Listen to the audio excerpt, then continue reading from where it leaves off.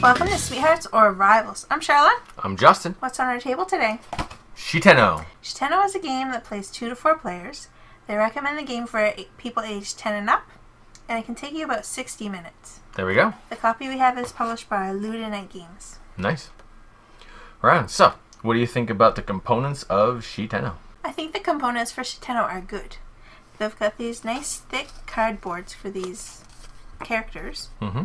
And for the little pieces too that you shuffle around. Yep. So those are going to last very well. Mm-hmm. The cards are a nice medium weight. They're not too thick. Yeah. But you shuffle them a lot, and they're the type that seem to not really ding up that much. Nice. Which is nice. Yeah. I also like the art and how they have the cards. Like each of the different kinds of warriors are very distinguishable. Yes. Because of their bright colors. Mm-hmm. And the artwork on them. It makes it easy to know exactly which ones you're never going to get mixed up between them when you're spending them for the different provinces. Yeah.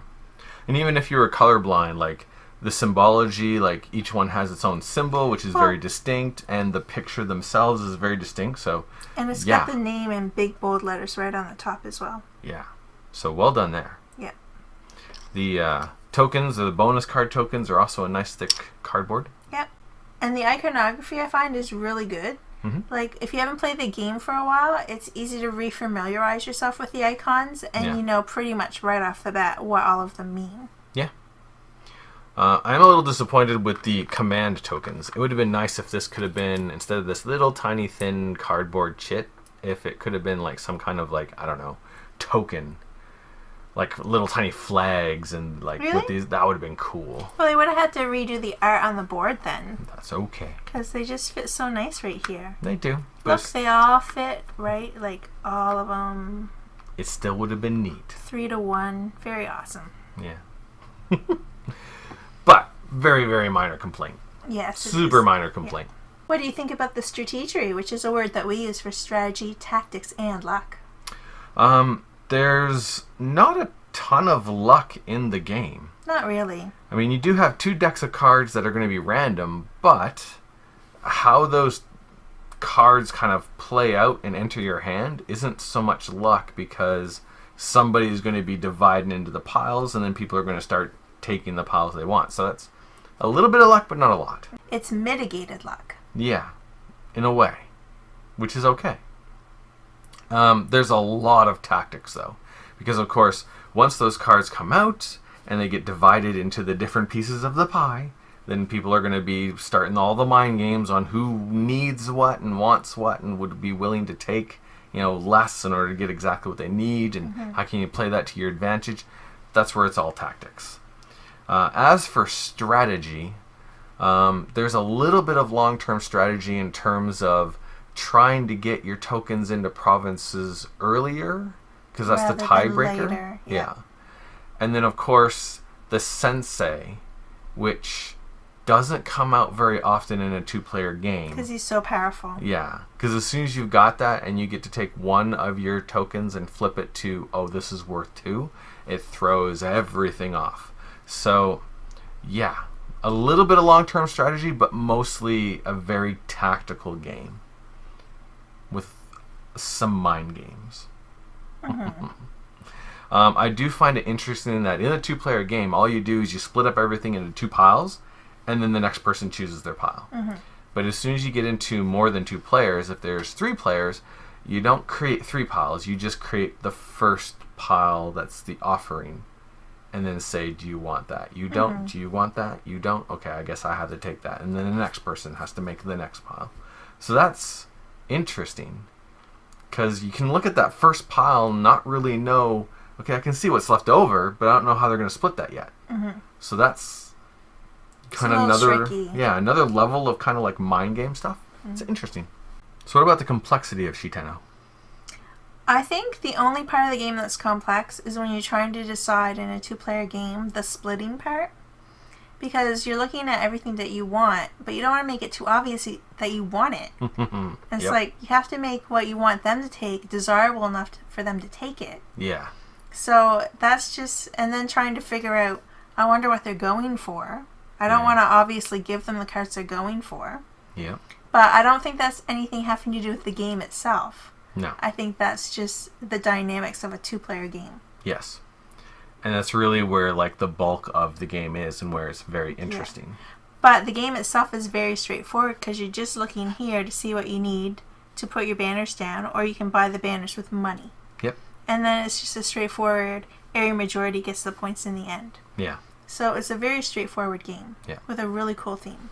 Yeah, it's almost like everything that's going on the board, they wanted to keep as straightforward and uncomplex as possible so you could focus on... The you split, I choose. Exactly. Yeah. Which is, again, where I find the most interesting stuff happening. Mm-hmm. There's one moment where you split and you took the sensei out and put it on the piece of the pie that was not the best. And I knew immediately, like, that's what you want. But there's so much good stuff on this other pile. Like, can I really afford to give all of that up just to take the sensei? I don't even know if I'm going to be able to use the sensei this turn. Fine, I'll take this. You get the sensei. Yeah. And you used it to take over, like, a whole section. I did. Yeah. That was fun. Yeah. So that's very interesting. But not complex. No. Yeah. And what do you think about the playability? Playability. Very playable. The mechanics versus the theme are very interesting because you have that, it's the sharing turn when we all go back and we get stuff from the Emperor and we have to split it amongst ourselves. And then the conquest turn and we go out and we conquer stuff. It makes sense. You take one of the bonus cards off and you get a little bonus for conquering the province. And then the makeup of what you need to conquer it the next time changes a little bit. Mm-hmm. It plays well with all the player counts, but the game does change a little bit at the different player counts. Again, with any kind of game where there's like mind games, where you're trying to get into the head of your opponent, the more players you add, the more difficult that's going to be. Exactly. Yeah. Whereas in a 2-player game with me and Charlotte, there's a whole lot of me trying to peek inside your head. A lot of consideration goes on. Yeah. Yeah. Which is kind of cool. The length of the game is pretty short and quick, which is nice because I think if it went too much longer, I'd start to lose interest. Yeah. Yeah. And I don't think when you're playing 2 players, I don't think it is 60 minutes. No. I mean, it could be because it depends on how long you decide to do the splitting. Yeah. That's the longest part of the game. Yeah. That's where the bulk of the game is. Yeah. Yeah. When you do add more players, the number of command tokens that each player gets is lessened. So I can see there being a whole lot more time invested in the splitting, because you got to split, pass it on, and then split, and then pass it. Yeah. But there's less tokens, so the game is going to be shorter until the end game. Right. Yeah, which is kind of good. For replayability, the game is pretty much going to be the same every time. Mm-hmm. But since the bulk of the game is in those mind games, where the difference or replayability is going to come with playing other players. Yes. Does this game have the awesomeness or the cuteness?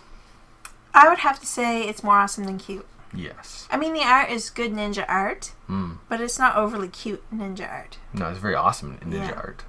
Yeah. Very cool. Right on. Are we going to trade it or are we going to keep it? I think we should keep this game. Yes. I have to be honest, it's not a game that I get like overly excited to play, but every now and then when I want that kind of you split, I choose, this is the game that I think of and want to play. Right. And I think it's one of the only ones that we have that's you split, I choose. Yeah. Yeah. So definitely a keeper. And it does it well. It does it very well. Yeah. If this started getting like all the stuff on the board, if that got overly complicated, you'd be spending so much more time thinking about that than you would of the split you keep. Right. That the mind games of the I split you keep would go away, which is the whole point of the game. Yeah. So yeah, it does it really well. Mm-hmm. So to finish the game as Sweethearts Are Rivals, we finish this game as Sweethearts. Rivals. No, Rivals. The game's too easy for you if you think it's Sweethearts. Yeah.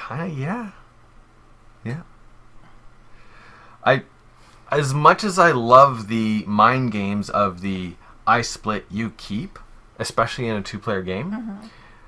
The fact that it then goes into the area control. Yes, and I want all the area. So Yeah. rivals. And It's all mine. I find it, once you kind of have a lock on an area, it's very difficult in a 2-player game to break that Yeah, lock. it is. For 2 players. Yeah. And so I kind of like, at the very beginning, I'm like, do this, do this. Okay, now let's get into some conflict. And there might be like 1 or 2, maybe, where we get into some conflict. The rest of it's just, well, I know this is yours, but I can get some points. Right. And I know that's mine, but hey, look at that, you got some points. So if there was a way of getting like some more rivalry over some of the provinces, definitely. Yeah. It's true. Yeah. And that's Shiteno. It is. Thanks for watching. Thanks a lot. We'll see you in the next video. Laters.